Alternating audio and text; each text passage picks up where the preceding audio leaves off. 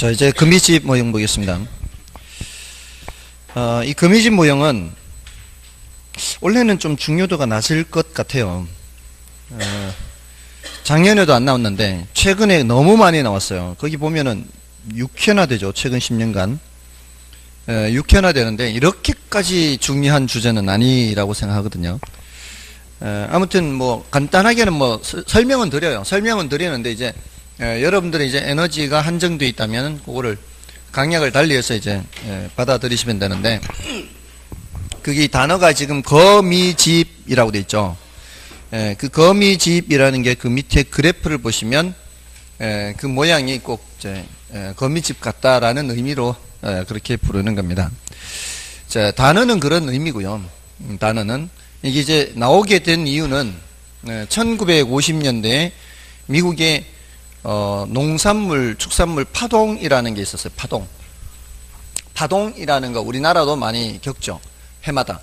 옛날에 아주 심했고요. 요즘은 좀 덜한 편인데, 옛날에 뭐 고추 파동이다, 배추 파동이다. 고추 가격이 전년도에 급등을 했어요. 그러면은 다음 연도에 어떻게 농민들이 많이 심죠. 많이 심으면 폭락을 합니다.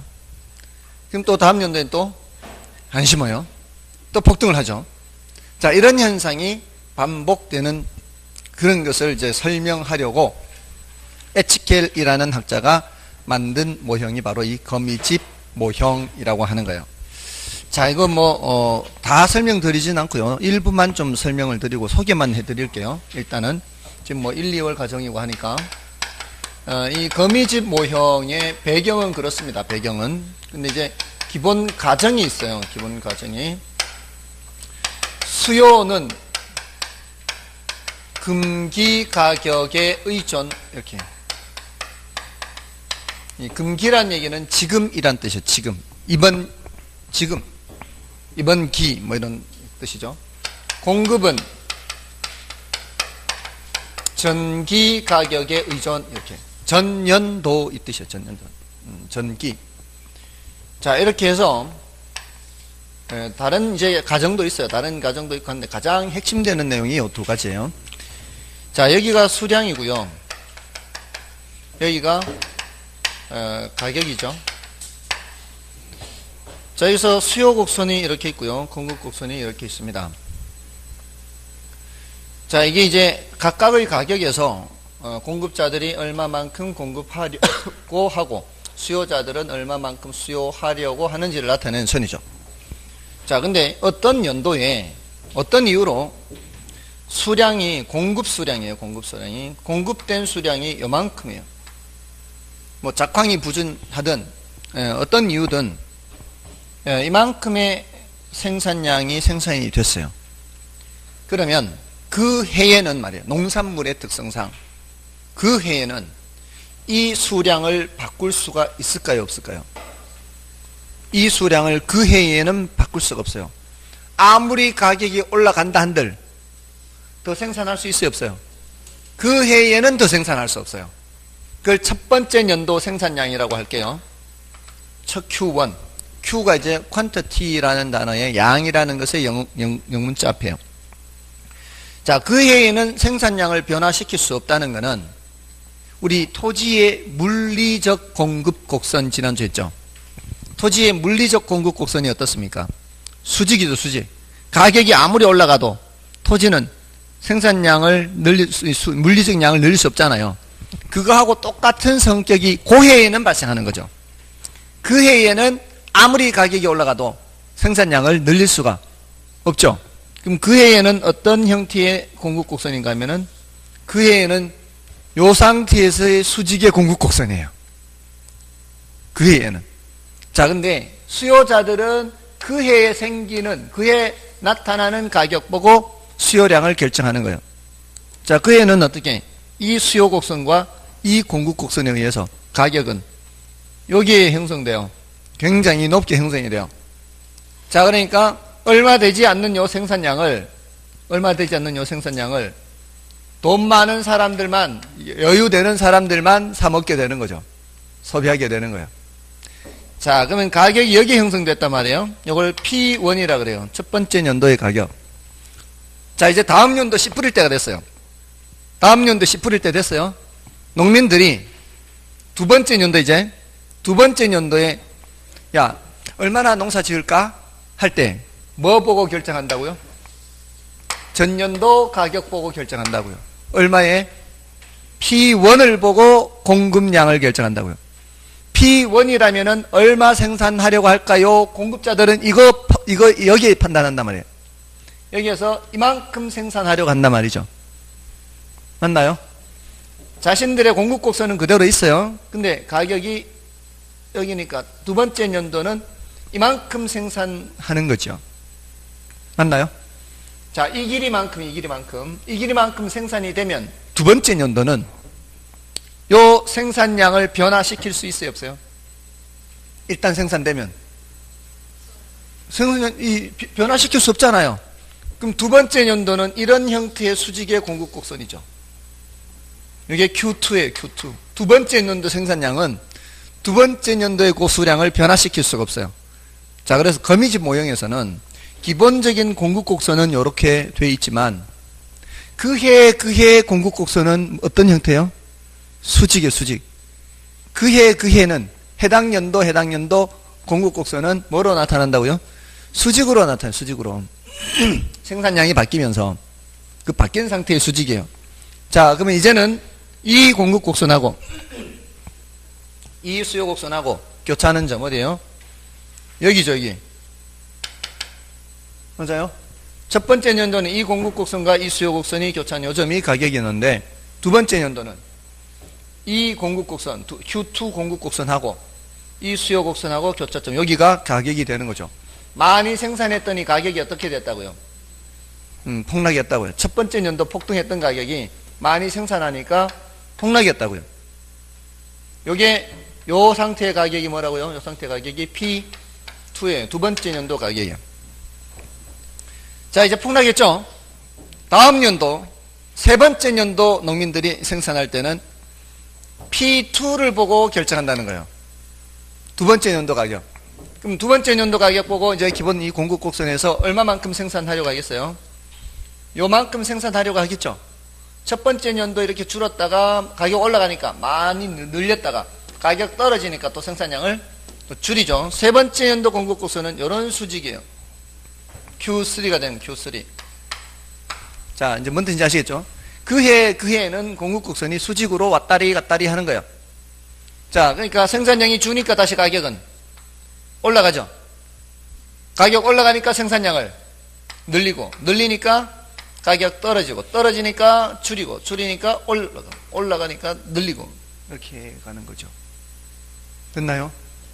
자, 그러니까 가격 폭등, 공급 증가, 폭락, 공급 감소, 폭등 이런 식으로 가면서 지금 안으로 들어가고 있죠. 안으로 들어가고 있는 이런 형태를 수렴형이라고 그래요. 수렴형. 우리 시험에서는 이게 수렴형인지 아닌지를 많이 물었어요. 자, 그럼 그 아닌 게 뭘까요? 수렴형 아닌 게. 자, 이제 보세요. 어떤 연도에 생산량이 이만큼이에요. 자, 올라가죠. 가격이 올라가니까 어떻게 해요? 생산량을 늘리겠죠. 생산량을 늘리면은 가격은 떨어지죠. 가격 떨어지면은 생산량을 줄이죠. 생산량을 줄이면 가격은 올라가고요. 올라가면 생산량 늘리고, 생산량 늘리면 가격 떨어지고, 가격 떨어지면 생산량 줄이고. 어떻게 되고 있어요? 바깥으로 나가고 있죠. 요거를 무슨 형? 발산형 그래요. 수렴이란 단어가 뭐예요? 수렴. 우리 의견을 수렴하자 그러죠. 의견을 수렴하자. 의견을 하나로 모으자 이런 의미예요. 의견을 하나로 모으자. 하나로 모은다. 하나로, 한 점으로. 발산 이제 뻗어져 나가는 거. 자, 이거는 왜 이렇게 그려져 있고 이거는 왜 이렇게 그려져 있을까요? 누가 더 가파르냐 완만하냐에 따라 지금 다른 거예요. 자, 여기서는 여러분들이 언덕길 올라간다 생각해 보세요. 이렇게 올라가는 거하고 이렇게 올라가는 게 어떤 게 더 가파르게 올라가는 거예요? 네? 이렇게 올라가는 언덕길하고 이렇게 올라가는 언덕길하고 누가 더 가파르냐고요. 공급이 더 가파르게 눈에 보이죠 지금. 여기서는 이렇게 올라가는 언덕길하고 이렇게 올라가는 언덕길 누가 더 가팔라요? 수요가 더 가파르죠. 그 차이예요. 공급이 더 가파르면 수렴형이에요. 그 소리는 수량 변화가 누가 더 적고 누가 더 크다는 얘기예요. 가파를수록 수량 변화는 적죠. 이게 좌우 변화폭이 적잖아요. 가파르니까. 수요가 더 완만하죠. 더 탄력적이죠. 그래서 나중 가면은 수요의 탄력성, 공급의 탄력성 이렇게 공탄, 수탄 이렇게 할 거예요. 수요의 탄력성이 더 큰 거예요. 더 완만할수록. 수요 탄력성이 공급의 탄력성보다 더 크면 무슨 형? 수렴형이다. 이거 하나만 확실하게 기억하면 이거 방향을 반대로 돌리면 뭐가 되는 거예요? 발산형이 되겠죠. 그래서 나중에 수탄수 이렇게 할게요. 수탄수. 수탄이 더 크면 수렴형이다. 이렇게. 됐습니까? 수탄수 공탄발 할 거예요. 나중에. 수탄이 더 크면 수렴형, 공탄이 더 크면 발산형, 수탄수 공탄발 이렇게 짤막짤막하게 외울 거예요. 됐나요? 그 결론을 많이 묻는다고요. 누가 더 탄력적이면 수요가 더 탄력적이면 수렴형이다. 이렇게. 됐습니까? 수요가 더 탄력적이다. 이렇게 더 완만하다. 수요가 더 탄력적이면 수렴형이다. 됐죠? 자, 일단은 요 정도로만 소개해 드릴게요. 이걸 제일 많이 물었어요. 수렴형이냐 발산형이냐. 다른 것도 있긴 한데요. 일단은 요 정도로 하고 넘어가겠습니다. 자, 넘어가셔서 이제 시장론 가십시오. 자, 부동산 시장론이요.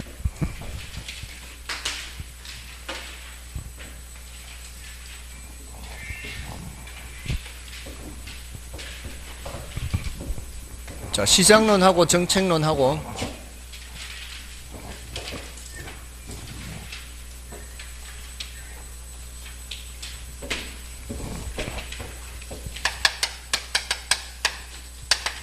여기서는 이제 부동산 시장의 특성, 부동산 시장 기능, 그 다음에 효율적 시장 이론, 그 다음에 할당적 효율성,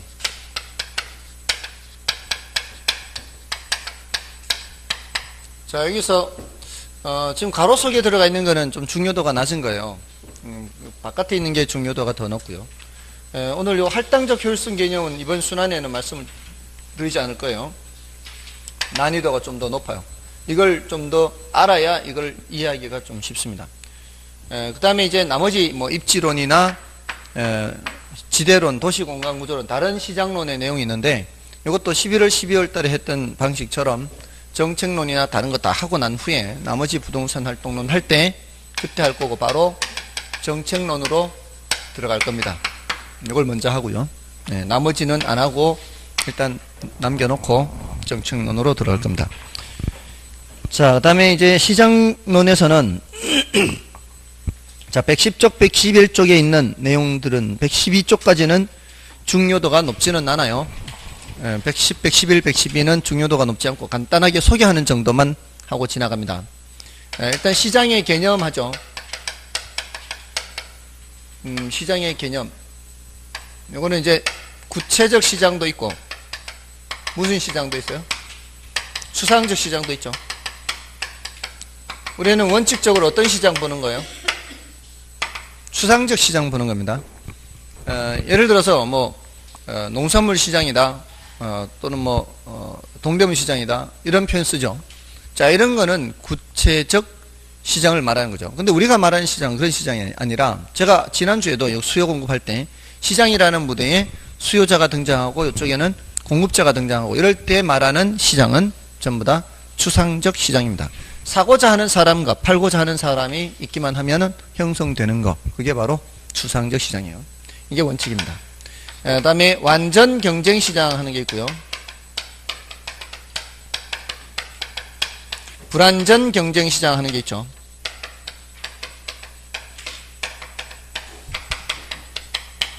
자, 요거는 현실적으로 있을 수 없는 시장이에요. 완전 경쟁 시장은.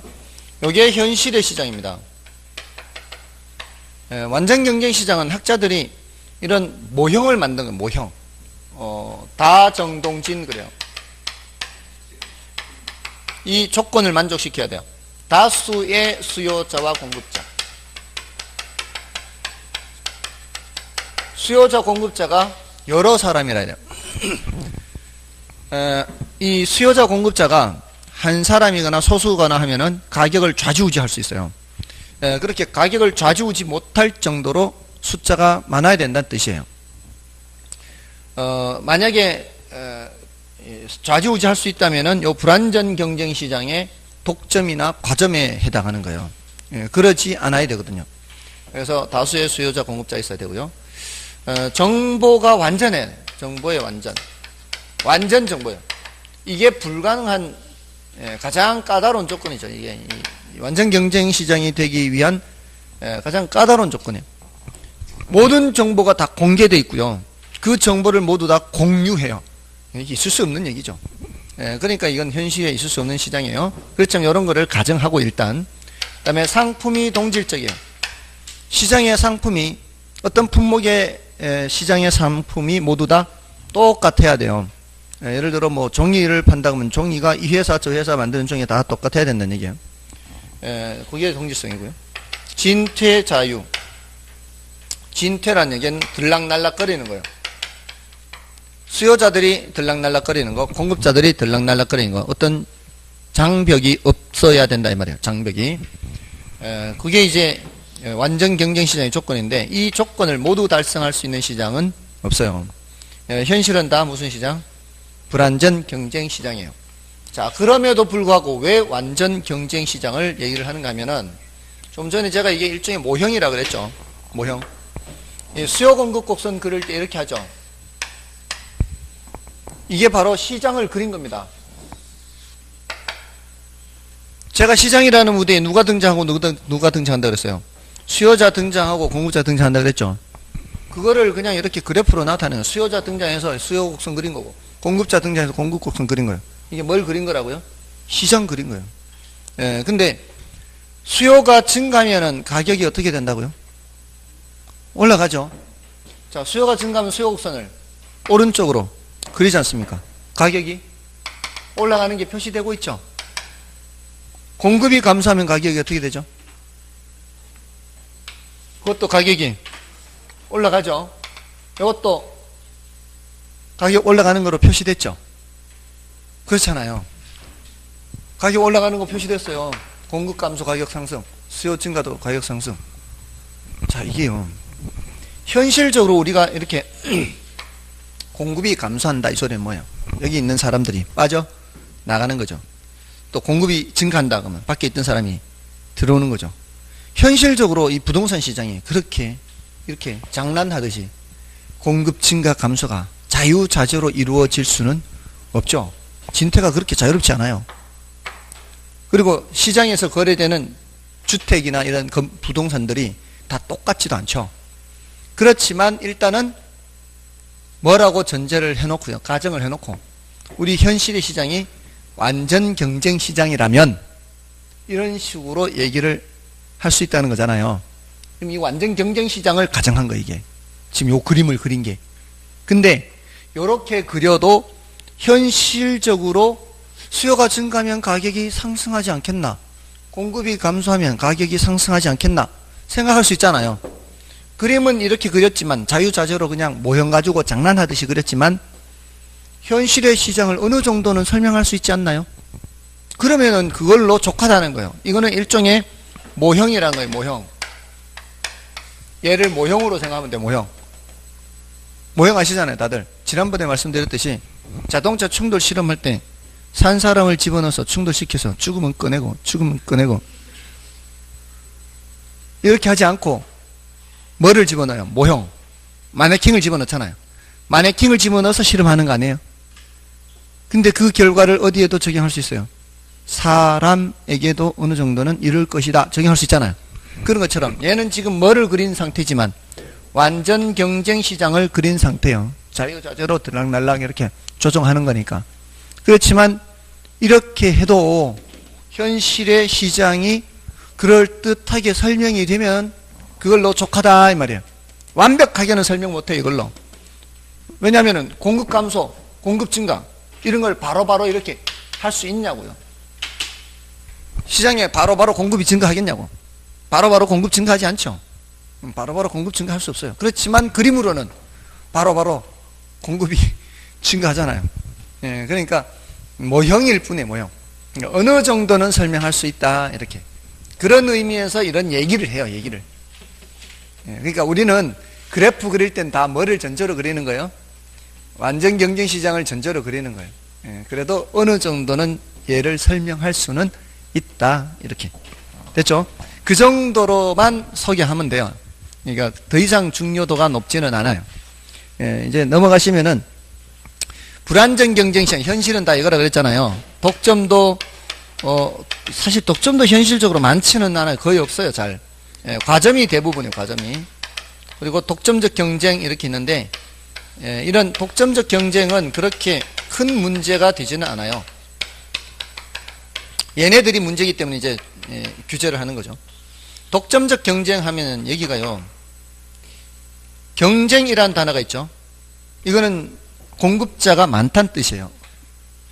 업체가 많다는 뜻이에요. 독점적이라는 얘기는 상품의 질적인 면에서 업체마다 조금씩 차이가 난다는 뜻이에요.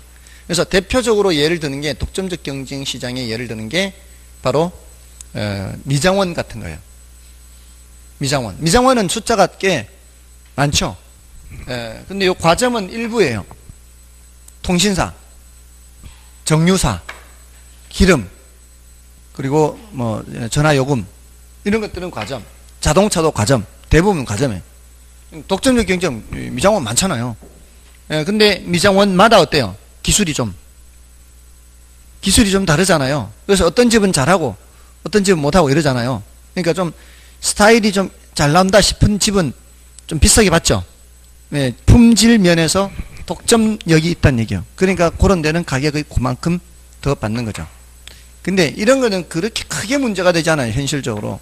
그래서 얘네들이 문제이기 때문에 규제를 하더라도 얘네들을 좀 하는 거죠. 이거는 뭐 그렇게 큰 규제를 하지 않죠. 자, 아무튼 현실은 다 무슨 시장이다? 불안전 경쟁 시장이다. 자, 이렇게 끝났습니다. 이제 부동산 시장으로 넘어가시고요.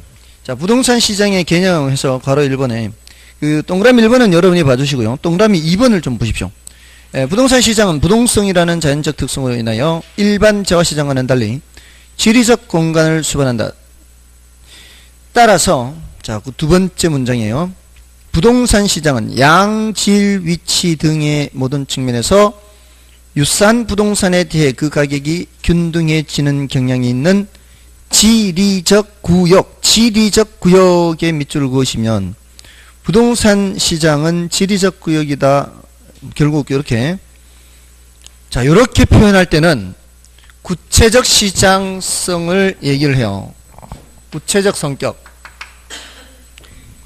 자, 여기서 말하는 구체적 시장하고요.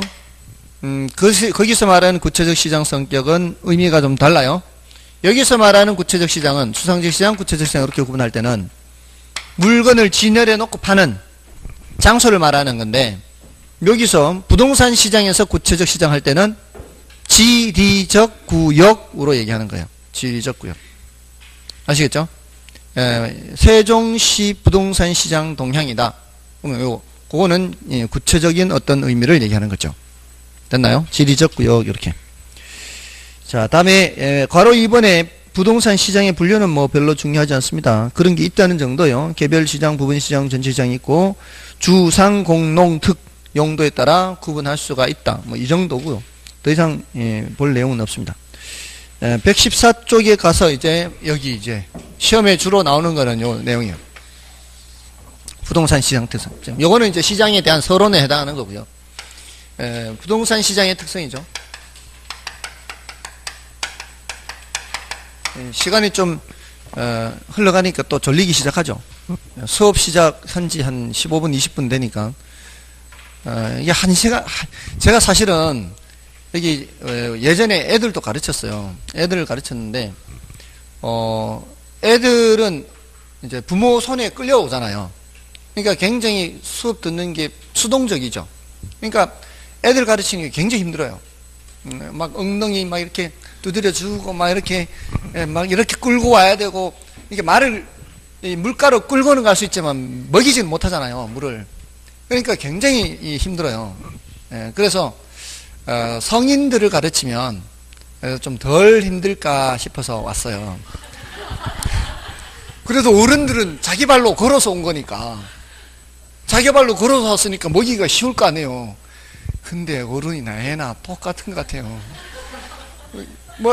아니 자기 발로 걸어왔으면서도 열심히 안 듣고 졸기도 하고 뭐 일찍 맞춰주면 좋아하고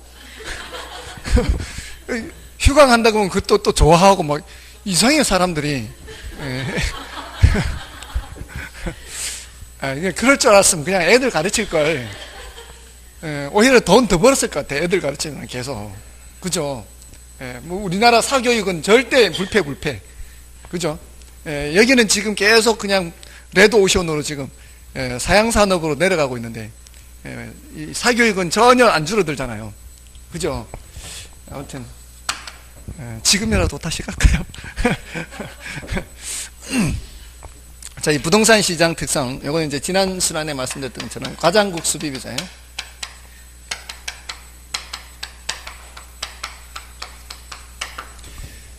자, 과는 과다한 법적 제한이죠. 법적 제한이 많습니다. 다른 물건에 비해서 부동산은 법적 제한이 많기 때문에 그 시장에 법적 제한을 한다는 얘기는 결국 수요자나 공급자 누군가를 규제를 한다는 얘기죠. 이런 법적 제한은 무엇하고 연결이 되는가 하면은 수급 조절 곤란과 연결이 돼요. 왜 그러겠어요? 시장에 제한을 한다는 것은 누구를 제한하는 거니까, 수요자나 공급자를 제한하는 거니까 수급 조절이 잘 안 될 수 있다는 거죠.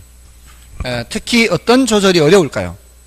시장이라는 무대에, 아까 현실적으로는 완전 경쟁시장에서는 어때요? 진퇴가 자유롭잖아요. 들락날락거리기가 쉬운데, 현실적으로는 이 말이죠. 현실적으로는 진퇴가 자유롭지가 않죠. 그 중에서 어떤 게 더 어렵겠어요? 수요나 공급 중에 수요가 더 어려울 것 같아요? 공급이 더 어려울 것 같아요? 공급이 더 어려워요. 수요자들은 돈 들고 들락날락 거리는 거지만 여기는 물건 들고 왔다 갔다 해야 돼요. 그죠?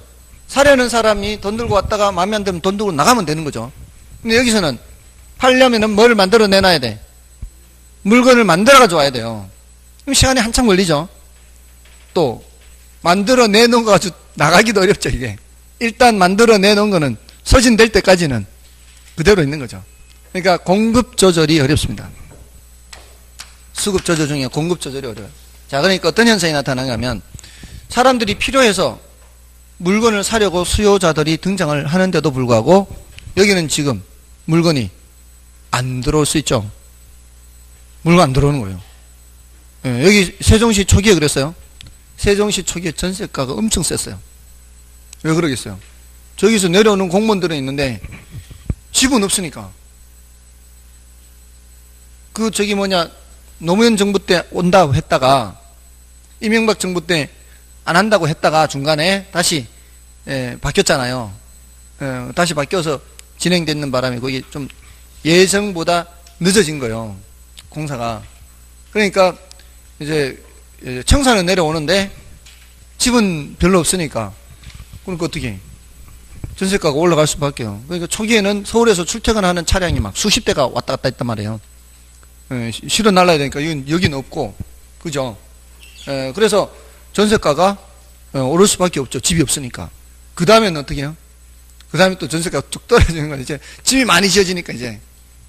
아무튼 수급 조절이 잘 안 되는데 특히 공급 조절이 잘 안 돼요. 일단 많이 만들어 내놔버리면 그 집, 많은 집에 사람이 찰 때까지는 한참 가야 되니까. 자, 그래서 이 특히 공급 조절이 어려운 것 때문에 뭔 효과가 나타나는가 하면은 가격이 왜곡되는 효과. 거품 현상이 나타나요. 거품 현상. 가격이 왜곡된다 그래요. 그거를 가격이 왜곡된다. 이거는 정상적인 가격을 넘어서거나 하는 거예요. 지금 비트코인 얘기가 나오죠.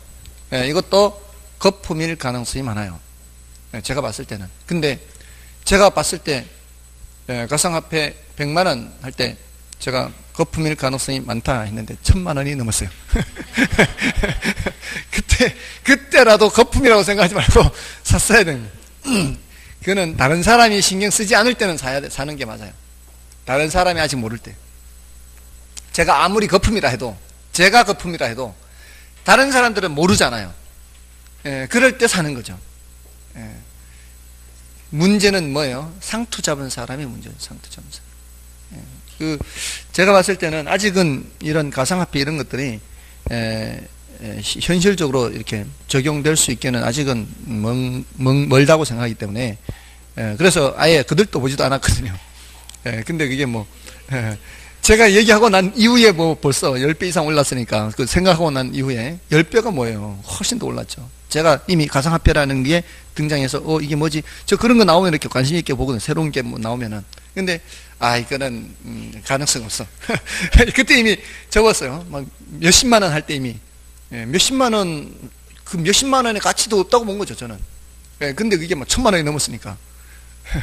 그러니까 막 한 50배, 막 100배 가까이 돼버렸으니까. 아무튼, 그때 그걸 샀으면은 뭐, 떼도 멀었겠죠. 한 뭐, 미친 척하고 5천만 원 집어넣었으면. 아무튼, 그런 거품이라는 게 여기 이 세상 어디든 존재할 수 있어요. 예전에 말씀드렸나요? 그 네덜란드의 튤립 거품. 튤립이 그 뿌리로 이렇게 구근이라 그러죠. 그걸로 이제 번식을 하지 않습니까?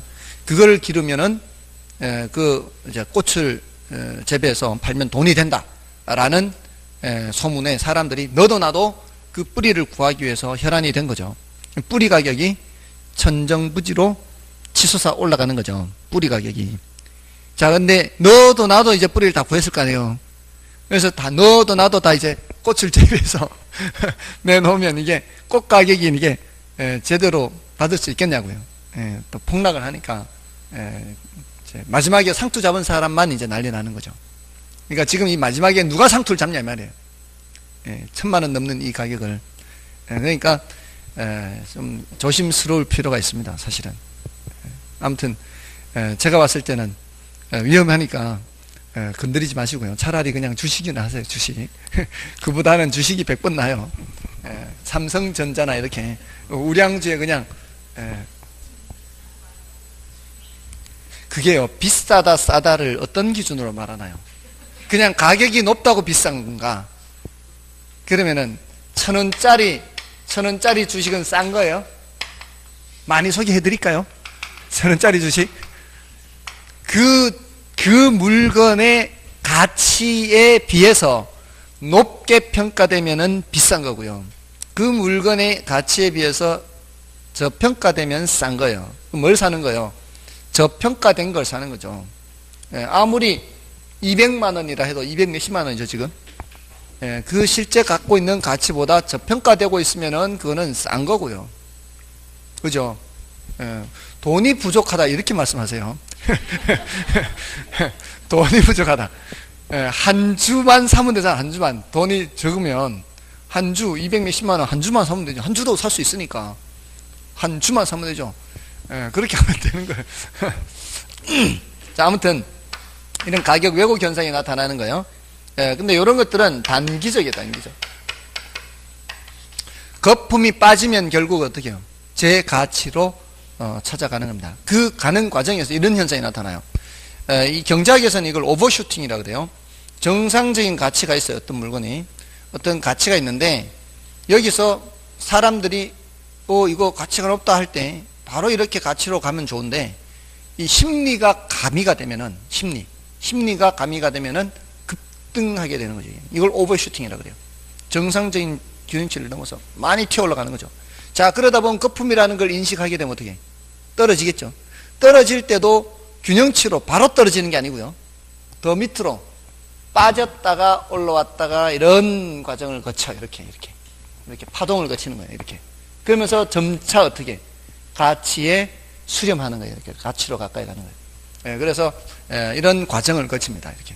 그러니까 언제 다시 사면 돼요? 또 뚝 떨어졌을 때 다시 또 사서 이렇게 하면 되는 거죠. 그러니까 좀 기다려야 되는 거죠. 아무튼 그런 장기적으로는 왜곡 현상이 해소가 됩니다. 다음에 이제 과장국수, 장기성이에요. 매매 기간이 길어요. 매매 기간이 길죠. 계약하고 중도금 치르고 잔금 치르고, 그래서 환금성이 낮게 되는 원인이 돼요. 다음에 이건 국지성이에요. 이건 부동성으로 인해서 나타나는데, 부동성.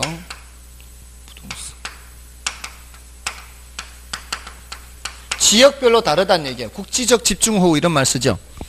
지역별로 부동산 현상이나 활동이 달라질 수밖에 없어요. 부동성으로 인해서. 그래서 이게 뭐 부분 시장이 나타난다 뭐 이런 표현도 쓰고요. 시장 세분화다 이런 말 씁니다. 다음에 BBB 하죠. BBB 하는 거는 상품이 거래되는 시장입니다. 상품이 거래되는 시장에서 상품의 비표준화성. 상품은 표준화가 잘 안 되고요. 거래는 비공개. 공개를 잘 하지 않습니다. 사람들이. 그 다음에 시장의 비조직성. 시장이 조직적인 것이 다른 재화에 비해서는 좀 덜하다는 얘기입니다. 그리고 자금의 유용성 여부가 시장의 수요 공급에 영향을 크게 미칩니다. BBB 한 건 비표준화, 비공개, 비조직성. 자, 이건 주로 이제 개별성으로 인해서 나타나는 현상이다 볼 수 있어요. 특히 공개를 잘 안 하려고 하는 것 때문에, 비공개 때문에 정보 비용이 다른 거에 비해서는 좀 더 많이 발생합니다. 자, 과장국수 비비자요. 과장국수 비비자. 다음에 부동산 시장 기능. 자, 요거는 이제 곁다리로 하는 거예요. 부동산 시장 특성은 과장국수 비비자. 이게 이제 조금 더 시험에 많이 나오고요. 요거는 이제 플러스 알파로 하는 건데, 요걸 설명드리는 이유가 바로 이 자원 배분 기능 때문에 그래요.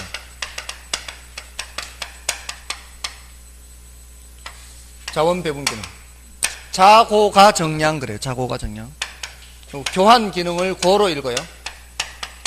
자고가 가격 창조 기능.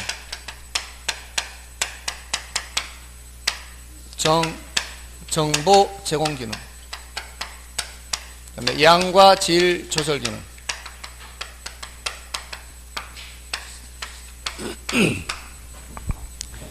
자, 여기서 제일 중요한 기능이 바로 이 자원 배분 기능이거든요.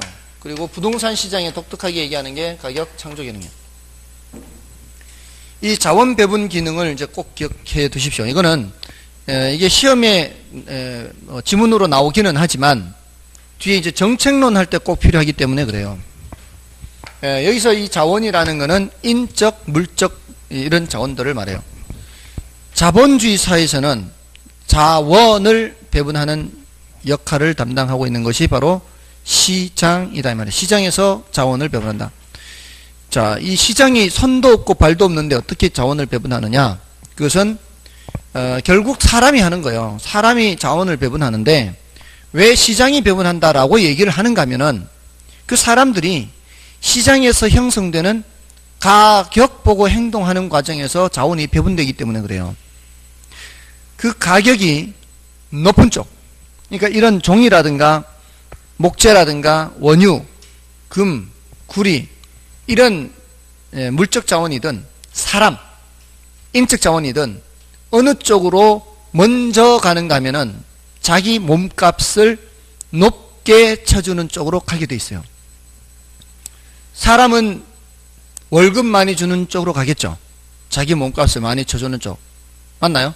근데 이런 목재나 이런 종이나 이런 것들은 사려는 업체들이 여러 업체가 있으면 조금이라도 그 가격을 더 많이 쳐주는 쪽으로 이걸 팔지 않겠습니까? 그러면은 그걸 더 많은 돈을 주고 사러다 사오는 업체는 어떤 이유에서 더 많은 돈을 주는 거예요? 그는 더 많은 돈을 주고 사와서 그 원자재 또는 생산해서 사람 고용해서 더 비싼 그 더 높은 가격을 받을 수 있는 상품을 만들 수 있다라는 생각에 그렇게 하는 거 아닌가요? 자, 그럼 그런 더 높은 가격을 받고서라도 상품을 만든다는 얘기는 사람들이 그런 물건을 찾는다는 얘기죠. 사람들이 그런 물건을 찾으니까 그렇게 파는 거 아닌가요? 자, 근데 자, 이거를 다른 쪽으로도 쓸 수도 있고 이쪽으로도 쓸 수도 있다면 기왕이면은 이런 자원은 한정되어 있으니까 어느 쪽으로 이용하는 게 더 좋아요? 사람들이 더 좋아하는 물건을 만드는 쪽으로 사용하는 게 더 좋지 않겠습니까?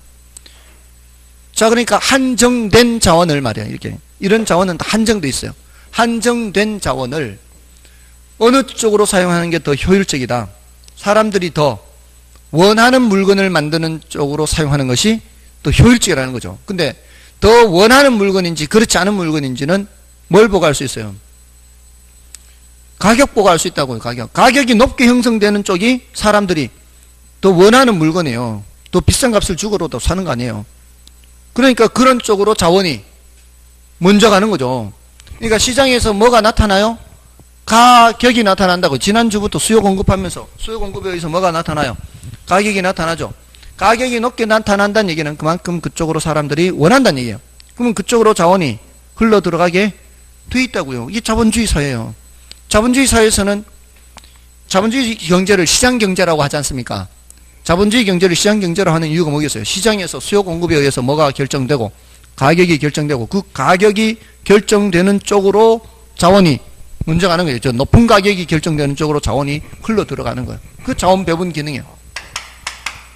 그 자원은 사람이 하는 거지만 결국 사람이 하는 거지만 시장에서 형성되는 뭐 보고 행동한다고요?